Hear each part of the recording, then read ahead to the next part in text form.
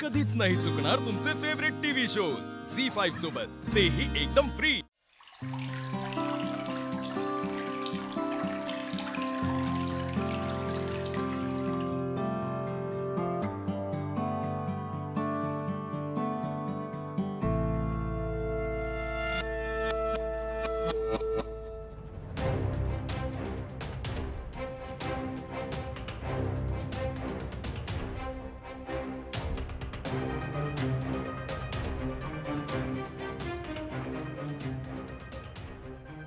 उमा, उमा, हाँ काय हो? या काय लाकडं ओली काय झाली? काय बघू? हे बघा केव्हाय माझे असं कसं होईल? मी काल रात्री लाकडं सगळे व्यवस्थित झाकून ठेवले होते गोंडपाटान। रात्री तर काय पाऊस पण येऊक नाही, मग लाकडं ओली कशाने झाली?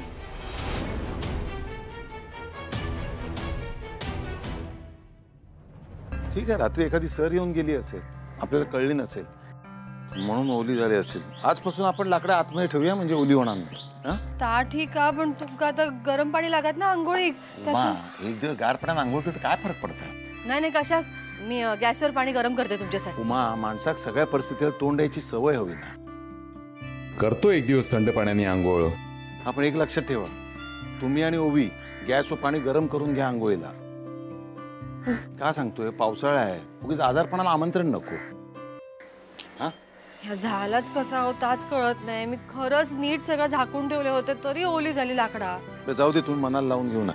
आणि हो, उद्या तुमची वटपौर्णिमेची पूजा आणि उपास असत ना, मग त्यासाठी काय काय सामान लागेल त्याची यादी माका आत्ताच देऊन ठेवा, म्हणजे उद्या येताना सामान घेऊन येते।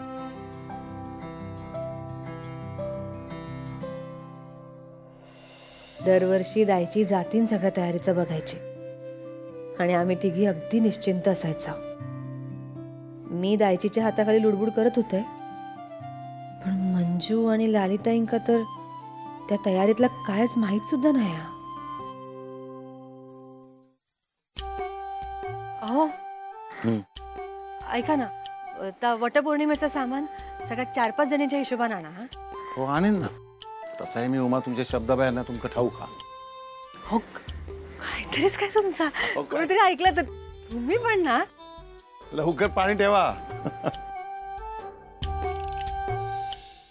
सॉरी ना ग मंजू आत्या, मला तुझ्याशी काही बोलायचं नाही। अगं मंजू आत्या, चुकले मी। चुकले तर मीच अगं तुला इथे ठेवून। प्रेमात एवढी वेडी झालीस ना की एखाद्याचा जीव घेशील।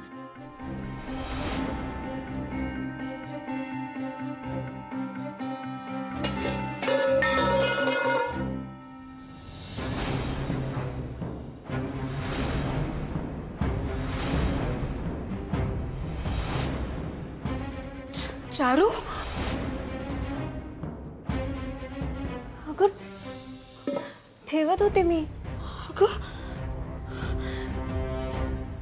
अरे आता मला पण तुझी भीती वाटायला लागली। अगं मंजू आत्या, मला खरंच समजत नाहीये मी असं का केलं। मी तुझ्याशी असं नव्हतं वागायला हवं, परत असं कधीच नाही होणार खरंच। तू माझ्यावर असं रागवू नकोस ना ग। सॉरी। मी तू सांगशील तसं सगळं करेन, सगळं, आणि तुला कधीच उलटून बोलणार नाही। मंजू आत्या, आता मी उठाभाषा काढू का? हा थांब, मी उठाभाषा काढते म्हणजे तुझा राग शांत होईल, आणि तुझा राग शांत होईपर्यंत मी उठाभाषा थांबवणार नाही। मंजू आत्या,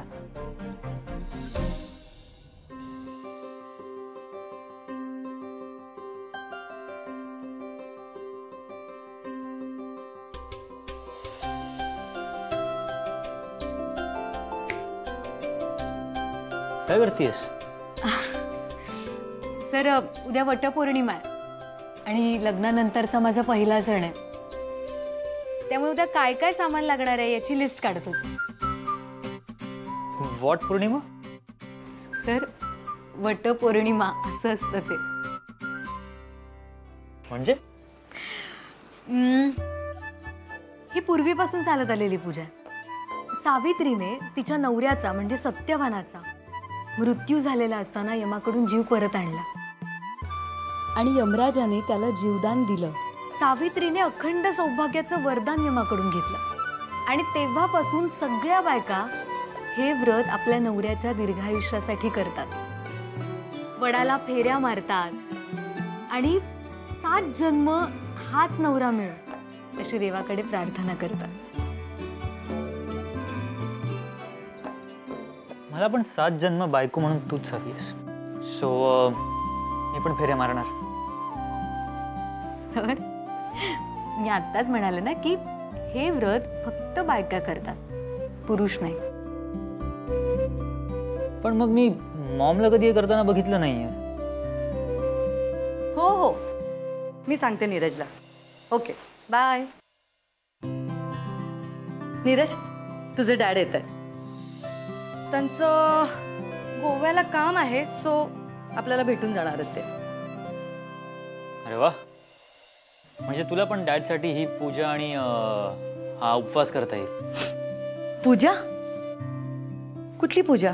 ती आई, उद्या वटपौर्णिमा आहे ना, तर त्या पूजेबद्दल, त्या व्रताबद्दल बोलतात सर. सचदेवांकडे असली कुठलीही पूजा करत नाही आणि तुलाही करायची काहीही गरज नाहीये.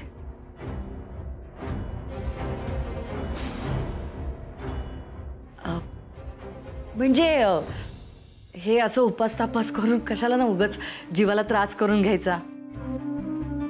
आणि एक गोष्ट लक्षात ठेव, तू आता खोत नाहीयेस, तू सचदेव आहेस.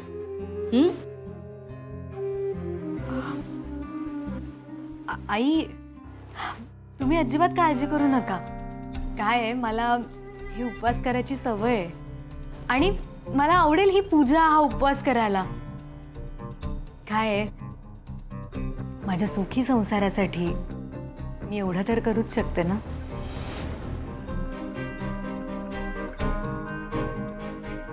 ठीक आहे.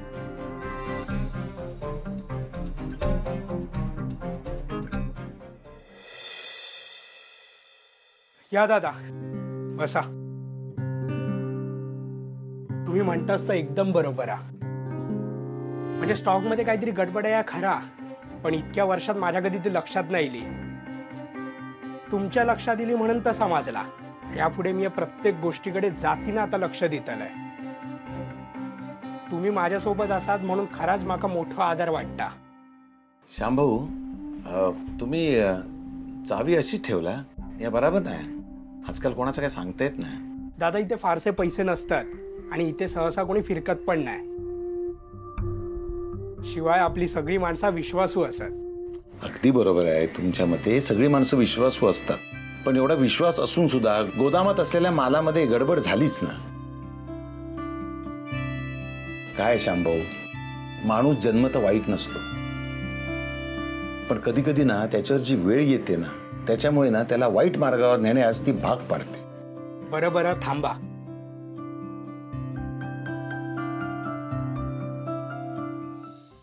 झी5 ॲप डाउनलोड करा आणि पहा सर्व एपिसोड्स एकदम फ्री.